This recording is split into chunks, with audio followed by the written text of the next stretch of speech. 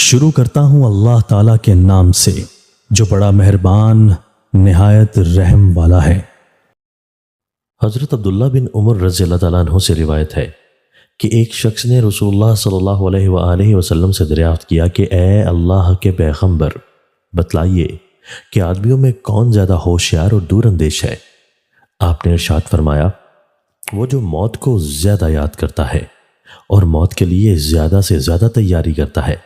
جو لوگ ایسے ہیں وہی دانش مند اور ہوشیار ہیں، انہوں نے دنیا کی عزت بھی حاصل کی اور آخرت کا اعزاز و اکرام بھی۔ تشریح: جب یہ حقیقت ہے کہ اصل زندگی آخرت ہی کی زندگی ہے جس کے لیے کبھی فنا نہیں، تو اس میں کیا شبہ کہ دانش مند اور دور اندیش اللہ ہی کے وہی بندے ہیں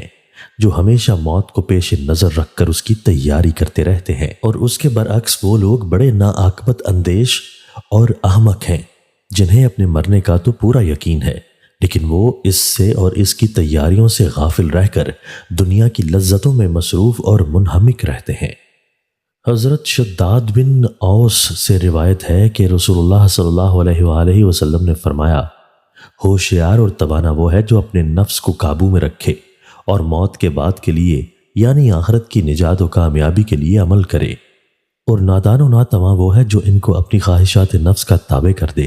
اور بجائے احکامات خدا بندی کے اپنے نفس کے تقاضوں پر چلے اور اللہ سے امیدیں باندھے۔ حضرت انس رضی اللہ تعالیٰ عنہ سے روایت ہے کہ رسول اللہ صلی اللہ علیہ وآلہ وسلم ایک جوان کے پاس اس کے آخری وقت میں جب کہ وہ اس دنیا سے رخصت ہو رہا تھا تشریف لے گئے، اور آپ نے اس سے دریافت فرمایا کہ اس وقت تم اپنے کو کس حال میں پاتے ہو؟ اس نے عرض کیا کہ یا رسول اللہ صلی اللہ علیہ وآلہ وسلم، میرا حال یہ ہے کہ میں اللہ تعالیٰ سے رحمت کی امید بھی رکھتا ہوں اور اسی کے ساتھ مجھے اپنے گناہوں کی سزا اور عذاب کا ڈر بھی ہے۔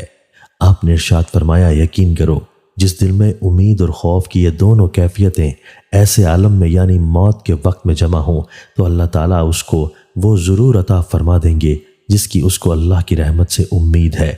اور اس عذاب سے اس کو ضرور محفوظ رکھیں گے جس کا اس کے دل میں خوف اور ڈر ہے۔ تشریح: بے شک اللہ کا خوف اور اس کے عذاب اور اس کی پکڑ سے ڈرنا ہی نجات کی کنجی ہے۔ تنگدستی اور رزق میں بے برکتی کا سبب۔ تنگدستی اور رزق میں بے برکتی کا مسئلہ ایسا ہے کہ شاید ہی کوئی گھر اس سے محفوظ ہو، اور اس کا بنیادی سبب خود ہماری بے عملی اور بدعمالی ہے، جیسا کہ خدائے رحمان عز و جل کا فرمان عالی شان ہے۔ ترجمہ: اور تمہیں جو مصیبت پہنچی وہ اس کے سبب ہے جو تمہارے ہاتھوں نے کمایا، اور بہت کچھ تو معاف فرما دیتا ہے۔ لہٰذا بے عملی اور بدعمالی سے توبہ کرتے ہوئے نیک اعمال میں مشغول ہو جانا چاہیے۔ انشاءاللہ عز و جل تنگ دستی دور ہوگی اور فراغی نصیب ہوگی۔ آج کل مال و دولت میں اضافے اور روزی میں برکت کی تقریباً سبھی کو جستجو ہوتی ہے۔ بچپن ہی سے والدین کی طرف سے بچے کو مال کمانے کا ذہن دیا جاتا ہے۔ دنیاوی علوم و فنون بھی اسی لیے پڑھائے جاتے ہیں کہ بچہ تعلیم یافتہ ہو کر ڈاکٹر، انجینئر یا افسر بنے۔ لہٰذا رزق میں برکت کی جستجو کے ساتھ ساتھ اپنی قبر و آخرت کو بھی بہتر سے بہترین بنانے اور زیادہ سے زیادہ نیکیاں کمانے کی بھی آرزو ہونی چاہیے۔ اللہ عز و جل سے دعا ہے کہ وہ ہمیں کثرت سے استغفار کرنے کی توفیق عطا فرمائے، آمین۔